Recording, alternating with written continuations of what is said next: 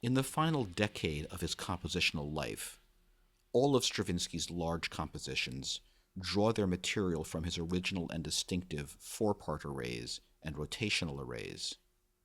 In some cases, his melodies and chords come from the rows of these special charts. In other cases, chords come from vertical slices of the charts.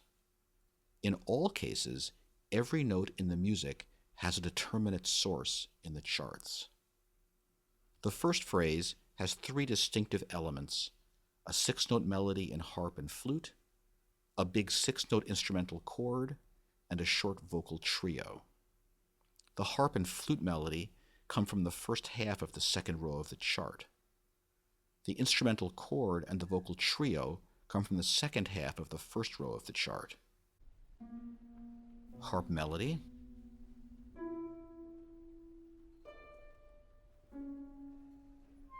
flute adds the last note, big instrumental chord, vocal trio, note the melody C sharp, D sharp in the soprano.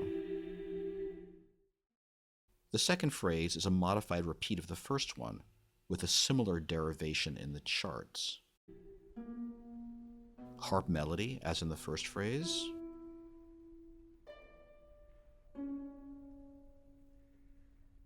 Instrumental chord, as in the first phrase.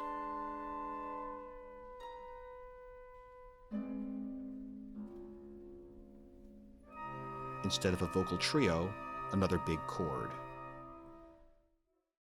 In the third phrase, an extended vocal trio draws its pitches again from the rows of the chart. Vocal trio, note repeated C sharp, D sharps in the soprano.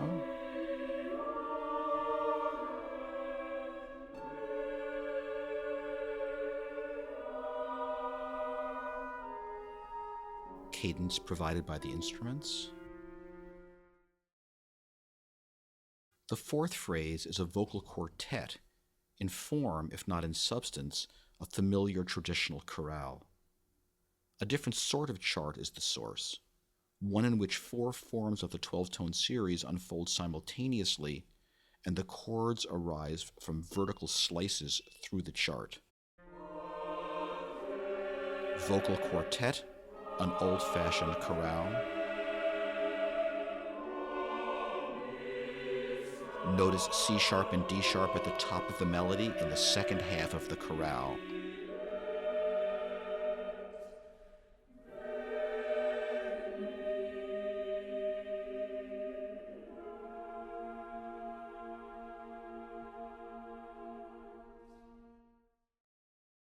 The movement ends with five beautiful, ethereal instrumental chords.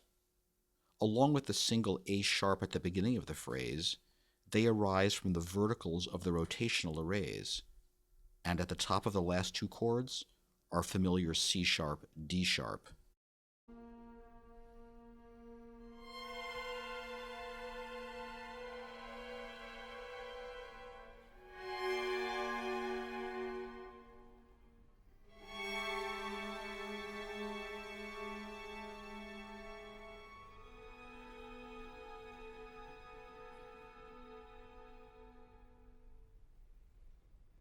The piece is strikingly autonomous, self-referential, alone.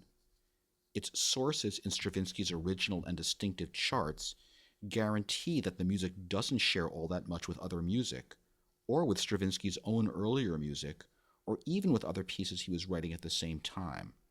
The music creates the sound world in which it moves.